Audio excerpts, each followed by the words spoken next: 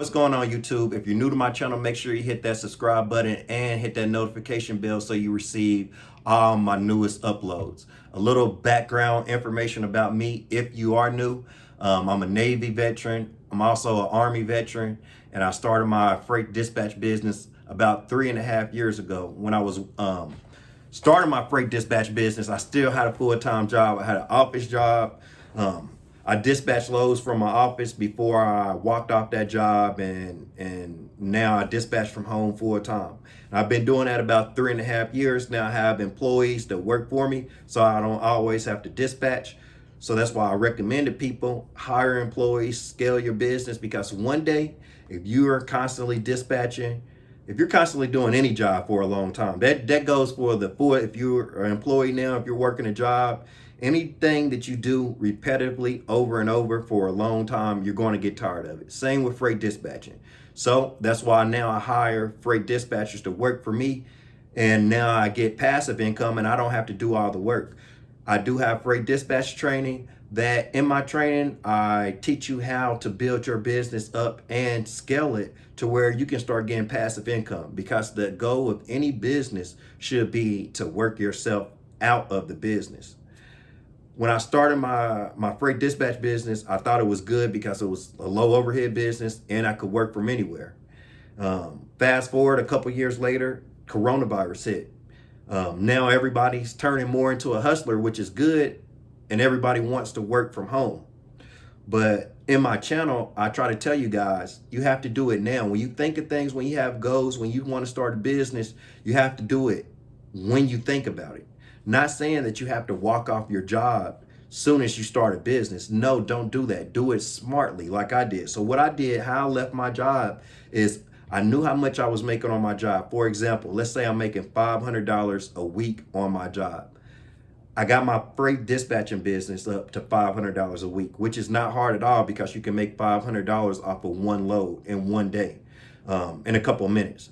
So I got my freight dispatching business up to where I was making $500 a week. I think I was making a little bit more than $500 a week, but to keep it easy, we're going to say $500 a week. Got the dispatching business up to $500 a week while I was still working from my job. So the good thing about that is I was able to still work and dispatch. After I seen that my freight dispatching business basically took off, I was making about $2,000 a week. Shortly after starting the business, I started to think about that if I left a full-time job, I could make more money because I could work on my dispatcher business full-time, 100%, and I wouldn't have to worry about coming into work. So that's basically what I did. A few weeks after starting my business, I was out of there, and I haven't been an employee since. I haven't worked for anybody since. I've constantly built my business up. I'm getting into real estate, and what I believe in, I really don't believe in working a job. I believe most people will be happier if they work for themselves, because when you work for yourself, you can truly express your ideas and you can make the decisions that you want to make, the decisions that's going to put your company in the best place and to make you the happiest person that you can be. So I think everyone should have the benefit of starting their own company. Another thing you have to realize, when you work a job, that's just another company. No matter how big that company is just a company that somebody else started, that another man or woman started. And the thing that keeps most companies behind these days, and why we have so many layoffs before the coronavirus, and especially now with the coronavirus, I know you guys see all the layoffs we're having, and we're going to continue to have more and more layoffs. And a big reason for that is, not a lot of people think about this, but a reason why so many companies fail, and another reason why maybe you felt like I did, when you go into your job, you just feel this feeling of misery. You just feel like, here we go again, another day in this place. But you need to realize, when you have that feeling, when you constantly, day after day after day, Monday through Friday, when you have that feeling of dreading to do something, you're constantly bringing yourself down. You're bringing yourself misery. You're creating your own self misery, because you're doing something over and over and over every day that you do not enjoy. So that's the best thing about starting a business. It's your baby. It's your thing. It's yours to enjoy. It's yours to grow. It's yours to put your everything into. But the thing about that company that you work for, that company is a watered down company. But what I mean by that is someone started the company. Most large companies today, except the newer ones, of course, like Amazon, Tesla, these companies are newer. And of course, the owners are still alive. The founders are still alive. The people who started the companies are still here. But many other companies, which the owners have passed away, the company becomes watered down. One of the main reasons for that is because most big companies, they really value degrees, which isn't necessarily a problem, but it can be a problem. And it has turned out into a problem here in the United States.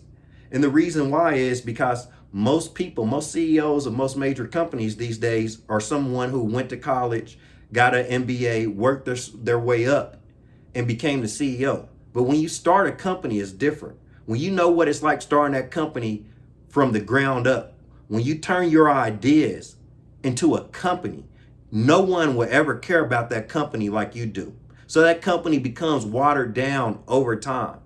Look at most entrepreneurs like myself. We're hard chargers. We don't give up. We keep pressing forward. Even during hard times like the coronavirus, we still keep pressing forward. But a lot of big companies, a lot of companies that have been around for years and years and years, and the original owners are dead, they become watered down. That same passion isn't there in the company anymore. Most entrepreneurs, we want to see everybody do good. But as companies start hiring other managers to manage and to run the company, it becomes watered down because they don't want everyone to do good. And that spirit is taken away from the company. Managers and supervisors are put in a place that truly don't care about the employees, and the company becomes watered down. If companies would learn to motivate their employees, to pour value into their employees so employees could pour value back out into the company, of course the company would be one of the best companies around, but it's just not like that. That's one of the things I also realized when I was working my job and I had to get out of there. The job was also in the aviation industry now, which has taken a really big hit since the coronavirus. So for me, it's been a good thing that I started my business. I just wanted to explain that to you guys because I know you hear a lot of times that starting a business is risky, but you're looking at a person that walked off my job and started a business. And if I would still be on my job, I would be laid off right now. So there is successful people out there that started their business. There's many successful people out there. So don't let people lie to you and tell you can't do it. If I did it, so can you. So now that we got that part out the way, I want to talk to you guys about several topics that you need to know before starting your freight dispatch company. I want you guys to listen closely into this video. Take notes if you have to, because this video will really help once you've started your freight dispatch company. The major thing that you need to know before starting your freight dispatch company is something that hardly anyone talks about before starting a company, because this isn't something that you would normally think about before starting a freight dispatch company. But you need to know there's a huge difference in dispatching an owner-operator and a company driver. So that means there's a difference between dispatching an owner-operator, and that's someone who owns their own company, they own the truck that they're driving. So they're owner-operator, they own the truck and they operate it. So that's a difference than dispatching a company driver. A company driver is someone that a company hires to drive their truck. The reason that's a huge difference is because the owner-operator who actually owns their business, they're an entrepreneur, they're the CEO of the business, your relationship with them is going to be very different than a company driver. Not saying that your relationship with a company driver is going to be bad, but most of the time it's going to be different. There has been some times where I dispatched company drivers and it has went smoother and we had a better relationship than when I've dispatched owner operators. But typically it's the other way around. And it's for pretty much common sense reasons why it's different. Because if the owner operator, if that's the CEO, the entrepreneur that owns his or her business, they're going to actually care about the business more than a company driver would.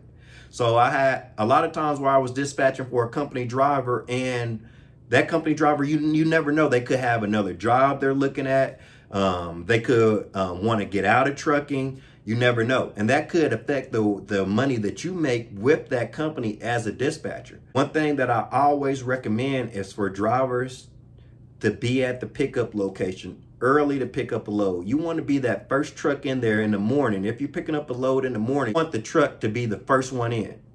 The reason why is, of course, because you want your truck to be the first one out too. If you want him to be the first one out, he has to be the first one in. Time is money. The reason I say that is because time is money. In trucking, if you can do it faster, you can make more money. If you can get the load to the receiver faster, legally, you can make more money. So that might mean your driver having to be the first one at the pickup location, so he can be the first one out and get it to the receiver quicker.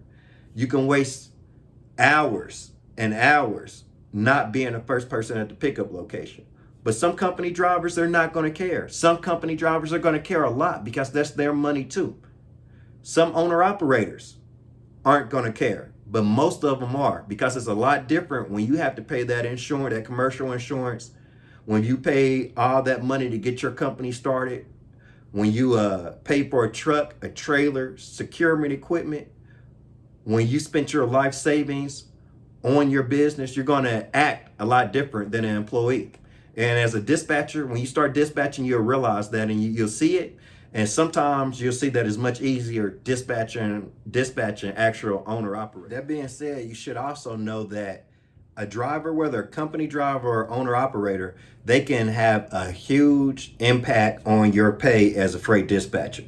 And where this can come into play and where this can sometimes be a hassle is a lot of the people I have dispatched were they weren't owner operators. They owned a company, they still worked a job, and they had a company driver in the truck. But sometimes I have to explain to the owner of the company that because of certain actions of the driver, because the driver's late, because the driver's not at the receiver or the pickup location first thing in the morning or in the evening or whatever the case may be, because the driver doesn't get to that load in a good amount of time. And the reasons could vary. Some drivers, when they're out there driving, they only stop for their 30-minute rest break. Some other drivers, they're out there, they're stopping all the time. So it can vary, and that's going to affect your pay. But that's something that you have to explain to the owner of the company, maybe why the week's income for the trucking company wasn't as high as expected. I've had times where I had to go find another driver for a trucking company. And once we put a new driver in the truck, revenue went up. They were happy. And since revenue went up, they're able to go and get another truck and trailer, add a second truck on to their trucking company. So these are things that you might also have to do as a dispatcher too. And that's the reason why a lot of dispatchers fail. It's a lot of dispatchers that try to just get out there and dispatch without ever taking any training. And they really do give professional dispatchers a bad name because they get out there and they don't even know things like what I'm talking about today. So that's why I recommend for you guys to know what you're doing. Before you start your freight dispatch business, just don't get out there and start it and think you're going to make some money because you're giving everybody else a bad name. Know what you're doing. Know how to consult your own owner operators. There's probably a lot of dispatchers out there still to this day that they don't know how to consult it might be if it's an owner of the trucking company and they have a job and it's a driver that you have. Sometimes you might have to get on a conference call with both of those people and yourself to smooth everything out and to get things on the road. Or if that doesn't work, you might have to find a new driver for that trucking company. But sometimes you might have to step outside your comfort zone to make money. I know I talked to you guys about my success and money that I'm making in freight dispatching, but I don't stop on the surface. I go all the way in for somebody's company. You know what I'm saying? If I see a problem, now it's a company I'm dispatching for, I'm going to try to help them out. It's just not dispatching. Be a consultant to the company that you're dispatching for. Hey, I thank you guys for watching this video. If you need anything, make sure you go to my website where you can get 30 days free of DAT load board. You can actually see the load board and see how it works before you pay any money. So make sure you go to my website for that. Make sure you also go to my website to get more information about TAFS Factoring Company. If you're starting a freight dispatch company, make sure that you get linked in with TAFS, so when you refer owner operators over to TAFS, that you get paid for it. If you're looking for a good factoring company, make sure you visit my website and sign up for a phone call from TAFS. They'll reach out to you and explain more about their factoring company, how they can help you out. They give loans, fuel discounts, and much more. So make sure you hit up my website to check out more information from TAFS. If you want to become a freight dispatcher yourself, check out my website. I have different training programs that's going to help you to get to the level of freight dispatching that you want to be at. Make sure you like, subscribe, and leave any comments, any questions that you have. Make sure you leave them down below.